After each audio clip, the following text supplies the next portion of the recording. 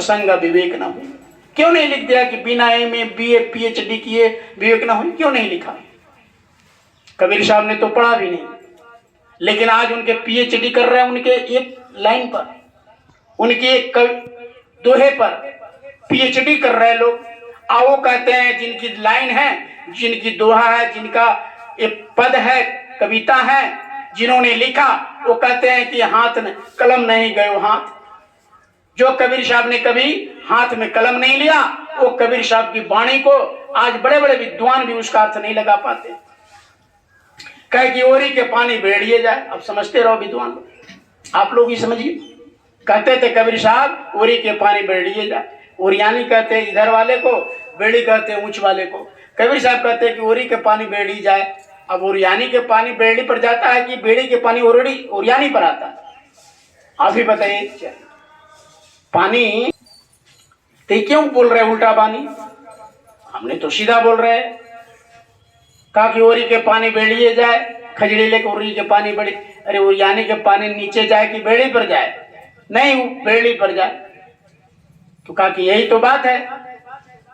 अब उस समय लोगों ने कह दिया कबीर साहब को उल्टा बानी, आंगना सूकर घर में पानी। ये परंपरा कर दिया कि ये उल्टे बोलते हैं, लेकिन कबीर साहब उल्टा बोलते थे, उल्टा नहीं। कहा कि तुम उल्टे बोलते हो। कबीर साहब ने कहा कि अच्छा बताओ कैसे पानी ओरियानी के ऊपर चला जाता है? कहा कि देख लो, तुम मनुष्य शरीर पाए हो? हाँ पाए हैं। अच्छा तुमने गलत काम कर लिया, अच्छा कर्म नहीं किया, तो बताओ अगले जोनी में कहाँ जाओगे? हाँ बुरे कर्म करेंगे तो बैल में, कीड़े में, मकोड़े में, सांप में, गोजर में, कुत्ता में, हाथी में, मक्खी में, ये सब में जाएंगे। तो बताओ, तुम तो ओरियानी आ गया था, अब तुम्हारा ये मनुष्य शरीर लास्ट था। अब परमात्मा से प्रेम करके परमात्मा मैं हो जाता, ये आत्मा जहां से निकली है वहां पहुंच जाते। ये आत्मा परमात्मा का अंश है, तो तुम परमात्मा के अंश हो, पार्ट हो परमात्मा के, लेकिन भटक रहे हो। अगर तुम प्रयास करो तो फिर से मालिक के घर जा सकते हो। तो अब तुम शरीर पा करके ओरियानी आ चुके हो। अब चाहो तो अब सदा के लिए अपने मालिक के, जैसे पानी ओरियानी सा का सदा के लिए पृथ्वी में मिल जाएगी और समुद्र में चली जाएगी। लेकिन तुम क्या कर रहे हो? गलत कर्म कर रहे हो, तो फिर उल्टे चले जाओगे, फिर चिट्टी बनोगे, बैल बनोगे, बकरी बनोगे, यानी बेड़े पर चले जाओ। फिर धीरे धीरे धीरे धीरे सकर के ओरियानी आओगे, पता नहीं कब आओगे। तब उसको समझ आ, हाँ तो बात तो सही। तो कबीर साहब तो सही बोलते थे। कहे कि बात मेरी अटपटी, झटपट समझे ना कोई, और झटपट समझे चटपट दर्शन हो। कि मेरी बात को अगर तुमने समझ लिया तो बस लेट कहाँ है। कबीर साहब ने एक बार पूछा कबीर साहब से कि भगवान कितने देर में मिलता है?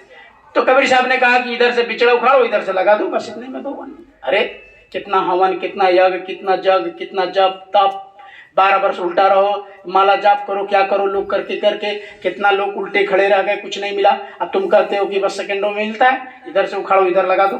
हाँ तो इतने में भगवान में, हमको तो इतने में मिल गया, कैसे बता दो? चलो बैठो बैठो बताते। ले गए कबीर साहब 4-5 को। ऐसे ही नहीं कहे, महात्मा को अपने तरफ खींचने का एक स्टाइल होता है सभी महात्माओं। हमारे गुरु महाराज का एक अलग स्टाइल था लोगों को खींचने का। इन्होंने बहुत बड़ा दूरदर्शी पार्टी बनाया, जितना बड़ा बड़ा नेता था सबको खींच। गुरु महाराज कहते थे कि मैं छोटे जाल और बड़े जाल ऐसे ऐसे रखा हूं कि सब मछली को फंसा लो, छोटे मछली से लेकर बड़े बड़े को फंसा लो। बहुत बड़ा जग किए। अब सब महात्मा साधु लोग कहा अरे महात्मा बहुत जग हो रहा है, चलो कौन जय गुरुदेव बाबा है। अब बड़ा बड़ा दाढ़ी, बड़ा बड़ा जिनू सब लेकर गए।